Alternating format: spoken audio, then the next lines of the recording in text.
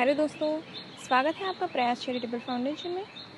इस वीडियो में हम बात करने वाले हैं स्टैंडर्ड 12th के चैप्टर 13 सूर्यकांत त्रिपाठी यानी कि निराला के बारे में। ओके, पार्ट 1 में हमने क्या देखा था? एक कविता देखी थी निराला जी की कि वह तोड़ती पत्थर। ठीक है, उसको हम इस वीडियो में कंटिन्यू करेंगे। अभी हम इस चैप्टर में 2 कविता एक साथ पढ़ने वाले हैं जो कि निराला जी की है। एक वह तोड़ती पत्थर और दूसरी है मौन। ओके, लेकिन इस वीडियो में हम पत्थर वाली कविता को कंटिन्यू करेंगे। तो आइए शुरू करते हैं। चढ़ रही थी धूप गर्मियों के दिन, दीवा का तमतमाता रूप, उठी झुलसाती हुई लू, रुई जो जलती हुई भू, गर्द चिंगी छा गई, प्रायः हुई दोपहर वह तोड़ती पत्थर। तो अभी हमको पता है कि पार्ट 1 में क्या देखा था कि जो कवि है उसने उस लड़की को धूप में पत्थर तोड़ते हुए कहाँ देखा? इलाहाबाद के किसी पथ पर देखा, है ना।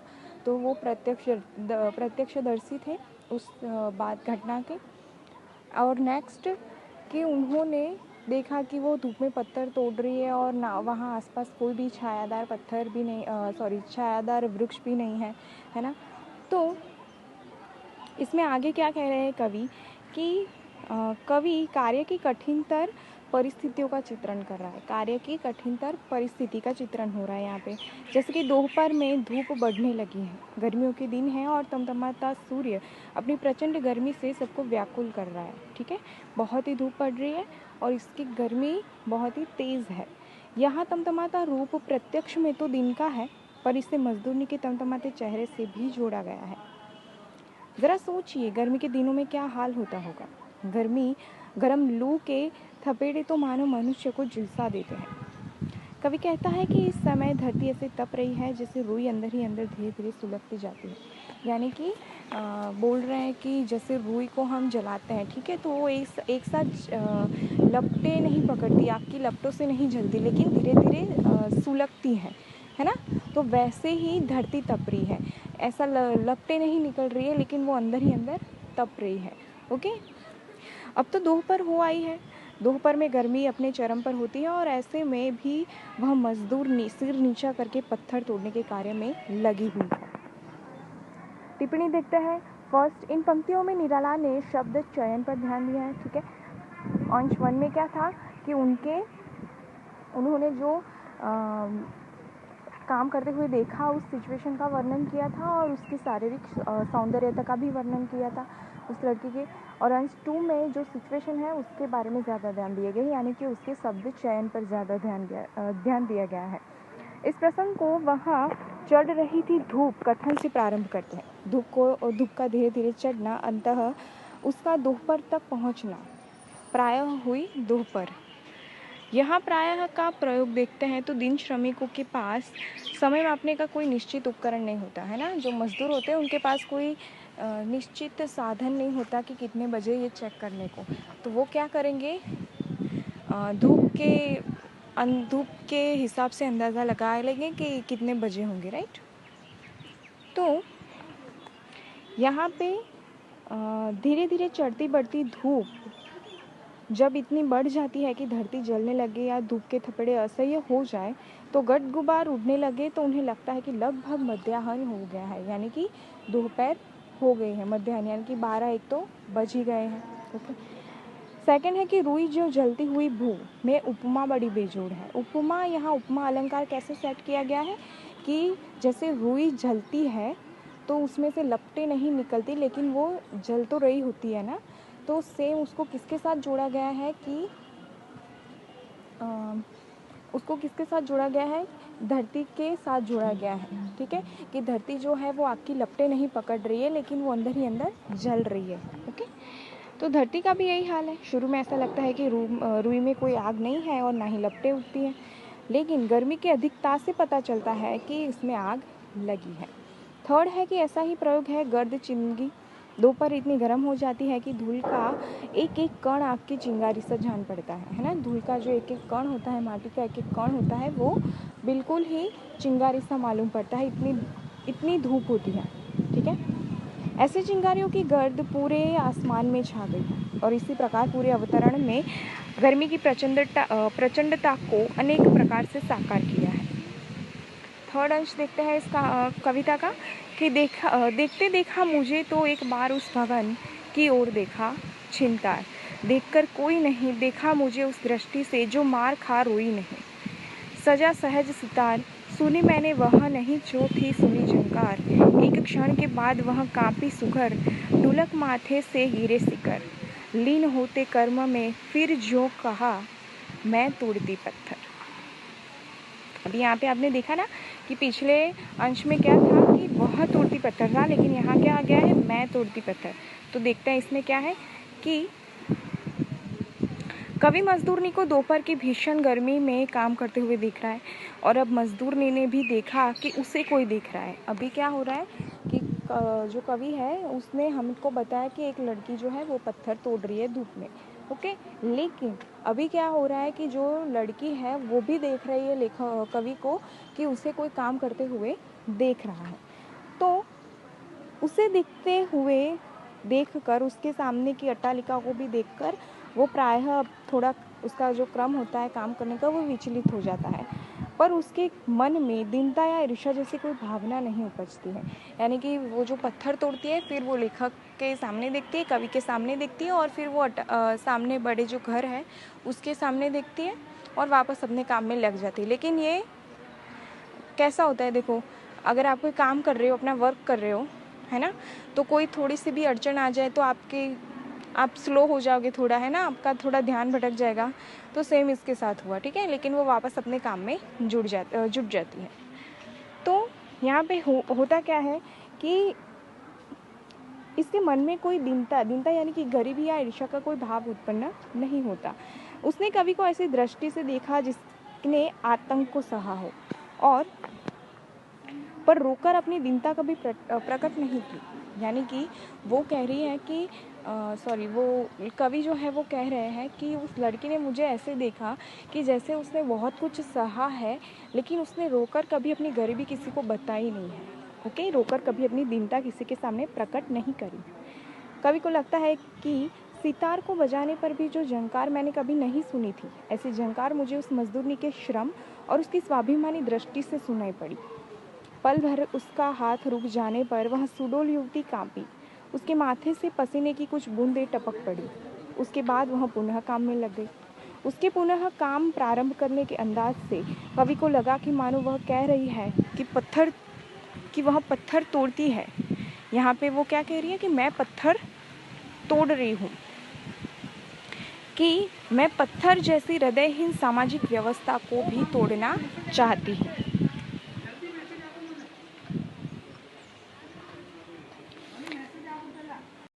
अब नेक्स्ट देखते हैं कि टिप्पणी।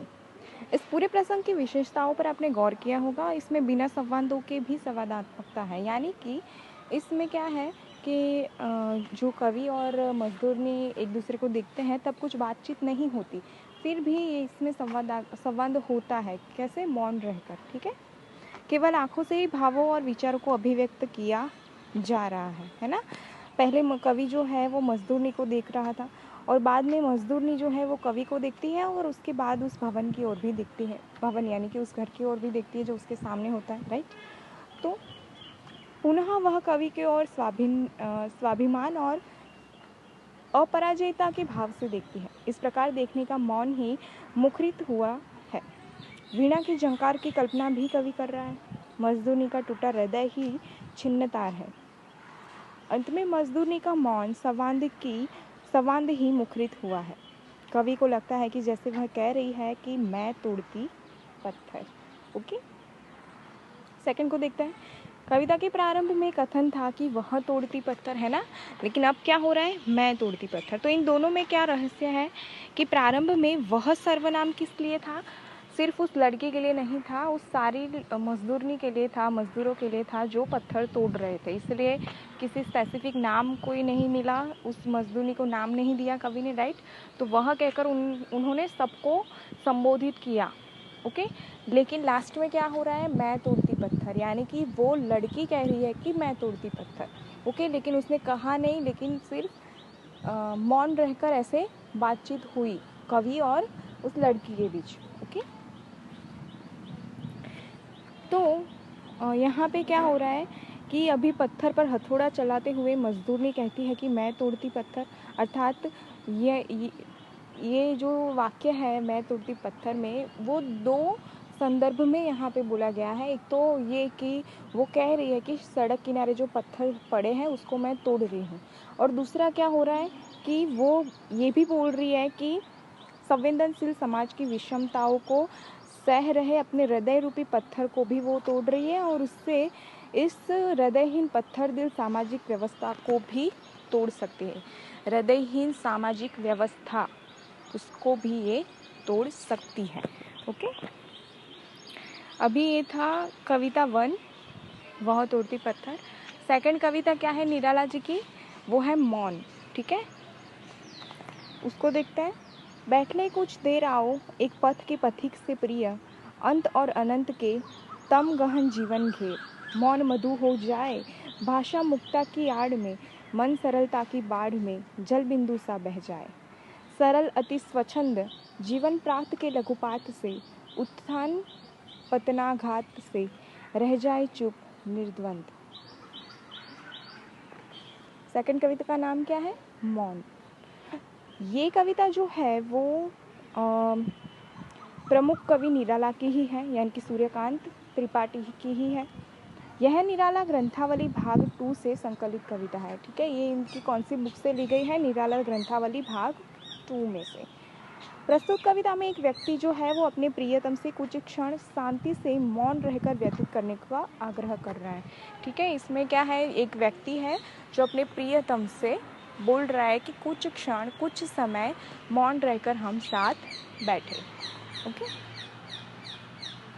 कविता को ठीक से समझने के लिए आइए उस पर सबसे पहले विचार करते हैं कि कविता किसे संबोधित है। ठीक है, आपको पता होना चाहिए कि ये कौन किससे बोल रहा है, राइट। तो इसमें किसी का नाम नहीं दिया है, सिर्फ प्रिय कहा है। ओके, तो यहाँ पे कवि ने संबोधित किया है सिर्फ प्रिय। तो ये प्रिय कौन हो सकता है, उसका कोई प्रेमी भी हो सकता है या फिर उसका कोई मित्र भी हो सकता है, राइट। तो पूरा कथन क्या है कि एक पथ के पथिक से प्रिय, अर्थात प्रिय, और संबोधित करने वाला मानो एक राही के राह के राही है, यानी सहयात्री है। सहयात्री मीन्स आपको कहीं जाना है तो और आपको कहीं पहुंचना है, ठीक है, और आपके साथ जो चल रहा है उसे भी वहीं जाना है, किसी जगह या फिर कुछ भी। ठीक है, आपकी मंजिल एक है। ओके, तो वो आप दोनों क्या हुए, सहयात्री हुए, राइट। तो सहयात्री यानी कि मंजिल आपकी क्या है, एक है। ओके, तो यहाँ प्रिय है जो वो दो मित्र भी हो सकते हैं या फिर दो प्रेमी भी हो सकते हैं। महत्वपूर्ण बात क्या है कि दोनों समान परिस्थितियों में जीवन यात्रा कर रहे हैं। जीवन में जो उनकी परिस्थितियां हैं वो क्या है, समान है। ओके, प्रस्तुत कविता में अपने प्रिय पात्र से कहा गया है कि हे प्रिय, आओ दोनों कुछ देर के लिए बैठ ले, जीवन तो निरंतर गतिशील है। हमारा जीवन क्या है, गतिशील। सुबह से लेकर शाम तक हम काम करते रहते हैं, ठीक है, तो हमारा जीवन क्या है, गतिशील है। तो वो अपने प्रिय से कह रहा है कि आओ हम थोड़ी देर शांति से बैठते हैं। उस गतिशीलता में कुछ पल बैठकर स्वयं को विराम दे, यानी कि खुद के लिए टाइम निकाले, खुद के लिए समय निकाले।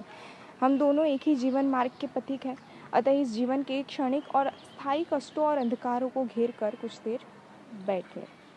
यहाँ कवि ने तम गहन जीवन घेर क्यों कहा, इसे घेर कर बैठने की चाह में जीवन यात्रा को याद करने की चाह छिपी है। यानी कि वो कह रहा है कि हम थोड़ी देर बैठकर अपनी जीवन यात्रा को याद करते हैं। अभी मान लो कि हम ऐसे ही कुछ देर बैठते हैं, ठीक है, शांति से, तो हम क्या याद करेंगे, पिछली बातें याद करेंगे, राइट, है ना, पिछले दिनों को याद करेंगे, बीती हुई बातों को याद करेंगे, तो हम अपनी जीवन यात्रा को याद करेंगे, राइट। तो यही है यहाँ पे। तो यहाँ कवि ने बोला है कि घेर में यह वंजना है कि आओ जीवन के गहरे अंधेरे को, असफलता को घेर कर बैठे, इन पर चुपचाप मनन करें। मनन यानी कि चिंतन करें, विचार करें। आप जानते हैं कि भाषा की एक सीमा होती है, हम सारी बातें बोल नहीं सकते, है ना, अगर बहुत कुछ कहना चाहते हैं किसी से लेकिन बोल नहीं सकते, राइट। लेकिन मौन क्या है, मौन में असीम शक्तियाँ होती है। मौन में मन ही मन हम बहुत कुछ बोल सकते हैं, राइट। परंतु मौन की शक्ति क्या होती है? असीम होती है। क्या प्रत्येक बात बोलकर समझाई जा सकती है? नहीं। कुछ बातें अनकही अधिक स्पष्ट होती है। मान लो इशारों को ही ले लो, है ना, हम हाँ ना करें, बोले या फिर ऐसे ही अपनी मुंडी हिला दें तो भी सामने वाला समझ जाएगा। तो मौन में क्या है? असीम शक्ति है। सब बातें हम बोलकर समझा दे ऐसा नहीं होता, ठीक है। मौन में भी हम काफ़ी कुछ बातें करते हैं। तो यहाँ पे बिहारी ने भी कहा है कि कही है अब तेरो हियो मेरे हिय की बात, इसलिए मौन रहकर वह सब भी समझा जा सकता है जिसे भाषा नहीं समझा पाती। मौन मधु सा मीठा कब हो सकता है? अभी ये देखो, यहाँ पे क्या बोल रहे हैं कि मौन मधु सा मीठा कब हो सकता है। हम कुछ बात करते हैं तो वो मीठी हो सकती है ना। यानी कि अगर हम किसी से बात करें तो वो मीठी बात हो सकती है, लेकिन मौन वो कैसे मीठा हो सकता है? वो तो सामने वाला सुन ही नहीं पाएगा, वो तो हम खुद ही सुन रहे हैं मौन, है ना। तो सामने वाला आपको कब समझेगा? अगर आप कुछ नहीं कह रहे हो, मन ही मन कुछ कह रहे हो, जब वो आपके भाव को समझता होगा, आपको समझता होगा, तब वो आपके मौन को भी समझता है। ओके। तो जिसे भाषा नहीं समझा पाती, मौन मधु सा मीठा कब हो सकता है? एक दूसरे के भावों को कैसे समझा जा सकता है? मन की उपमा किससे दी गई है? जैसे बूंद नदी में चुपचाप बह जाती है, वैसे ही हमारा मन जो है जीवन के विशाल प्रवाह में बूंदों सा चुपचाप बह जाए। हमारा जीवन कैसा हो? सरल और बंधनों से मुक्त हो, अपने वश में हो, ठीक है। वह उत्थान और पतन की चोटों से ऐसी सरलता से सह जाए जैसे प्रातः काल की वायु से छोटे छोटे पत्ते कभी ऊपर तो कभी नीचे रहते हैं और जोकों को चुपचाप सहते रहते हैं, है ना। जो नई नई पत्तियाँ फूटती है वो पवन के झोंकों से कैसे हिलती डुलती रहती है, और जब ज़ोरदार पवन का झपका आता है तो उसे भी वो सहती है ना। तो बिल्कुल वैसे ही हिलते डुलते दिखाई देते हैं। ऐसे ही हम जीवन के उतार चढ़ाव को भी झेलते हुए भी निर्द्वंद यानी कि तनाव मुक्त बने रहें। निर्द्वंद का मीनिंग क्या होता है कि न सुख में इतराए न दुख में घबराए। यानी कि अगर आपके पास अचानक सुख आ जाए तो आप इतराओ ना। इतराओ मीन्स कि आप, होता है ना किसी को कि सीधे मुंह किसी से बात नहीं करते बाद में, या फिर ऐसा, तो इतराना नहीं है और ना ही आपको दुख आने पर घबराना है। तो ऐसे व्यक्ति को क्या बोलेंगे? निर्द्वंद बोलेंगे। ओके। कवि ऐसे ही निर्द्वंद जीवन की कामना कर रहा है। क्यों? क्योंकि तभी जीवन के बंधनों से मुक्त होकर स्वच्छंद हो सकेगा। फर्स्ट देखते हैं टिप्पणी में कि कवि के इन भाषा प्रयोगों पर ध्यान देते हैं कि बैठ ले कुछ देर में। कवि ने कुछ देर पर अधिक बल दिया है। कुछ देर, थोड़े समय के लिए। ओके। जीवन की भाग दौड़ और आधाधापी में कुछ देर मौन बैठकर चिंतन करना जीवन यात्रा के लिए स्फूर्ति दे सकता है। बहुत ही फ्रस्ट्रेट हो जाते हैं कभी कभी, बहुत ही स्ट्रेस आ जाता है, तो हम क्या करते हैं? शांति से एक जगह बैठ जाते हैं और सिर्फ सोचते रहते हैं कि क्या हो रहा है, क्यों हो रहा है ना। सेकंड है कि आओ में बड़ा ही स्पष्ट और अनौपचारिक आग्रह है। आओ, ठीक है, वो अपने प्रिय को बुला रहा है कि आओ। तो इसमें क्या है? स्पष्ट और अनौपचारिक आग्रह है। यहाँ भी आओ के बाद एक पथ के पथिक से कहकर वह अतरंगता उजागर कर दी गई है। थर्ड है कि मौन के मधु हो जाने की कल्पना भी बेजोड़ है ना। वरना कौन ऐसा सोचेगा कि मौन भी मधु हो सकता है, मौन भी मीठा हो सकता है ना। तो मधु की मिठास वाणी से बताई जाती है। बोलकर हम मीठा मीठा कुछ भी बोल सकते हैं, लेकिन कवि उस मधु का अनुभव करने को तो कहता है कि उसका अनुभव करो, पर भाषा को चुप्पी की आड़ में कर देना चाहता है। मौन का मतलब उस मिठास का अनुभव करो, लेकिन बोल के नहीं। बोलने को क्या बोल रहा है? वो चुप रहने को बोल रहा है, लेकिन उसका अनुभव फिर भी करो। कैसे? मौन रहकर। तो ऐसी स्थिति को सूरदास ने भी कहा है कि जो गूंगे ही मीठे फल को रस अतरंगे ही भावे। ठीक है, ये भी एक सूरदास जी की कविता है ऐसी। फोर्थ है कि सरलता की बाढ़, प्रयोग भी दर्शनीय है। मन में असरलता और कटुता हो तो जीवन भी दुभर हो जाता है। सरलता की अधिकता के लिए उसने सरलता की बाढ़ कहा है। सरलता की बाढ़ आएगी तो मन में उसमें बूंदों सा बह जाएगा। फिफ्थ है कि अगले वाक्य में कवि पुनः सरल शब्दों का प्रयोग करता है। यहाँ ये पंक्तियाँ जीवन का विशेषण बनकर सामने आई है। ऐसा सरल जीवन उत्थान और पतन को भी सरलता से झेल सकेगा। झेलेगा ही नहीं, ऐसी स्थिति में वह शांत और स्थिर भी बना रहेगा। तो कैसी भी परिस्थिति हो, आपको अपने मन को कैसा शांत और एकदम स्थिर बनाए रखना है। सुख आने पर ना इतराना है और ना ही दुख आने पर घबराना है। ओके, तो आई होप आपको ये जो कविता थी दोनों, वह तोड़ती पत्थर और दूसरी थी मौन, दोनों अच्छे से समझ में आई होगी, है ना। अगर नहीं आई तो फिर से एक बार पढ़ लेना, फिर से वीडियो देखना, ठीक है। मिलते हैं नेक्स्ट वीडियो में। Bye bye.